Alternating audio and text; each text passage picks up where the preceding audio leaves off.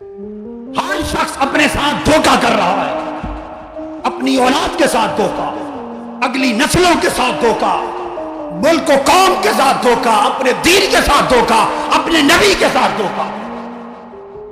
نام اللہ کا بندہ ہونے کا لیتے ہیں، لیکن ہماری زندگی نام خدا و مصطفیٰ کا۔ دل پتھروں سے سخت ہیں، آنکھوں کے چشمے سوکھ گئے ہیں، ہمارے تعلق ٹوٹ گئے ہیں۔ ہمیں پوری قومی سطح پر ایک توبہ کرنا ہوگی، اللہ کی طرف مڑنا ہوگا اور گنبد خضرا کی طرف اپنا سفر شروع کرنا ہوگا۔ تحریک منہاج القرآن، میں نے زندگی اس تحریک کو، اس قوم کو، آقا کی امت کے جوانوں کو دے دی۔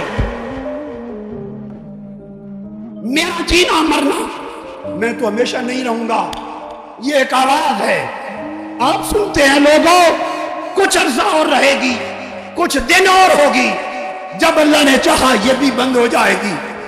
میری آرزو یہ ہے کہ میرے جیتے جیتے میری آنکھوں کے سامنے پاکستان کی نسلیں مصطفیٰ کے عاشق بن جائیں۔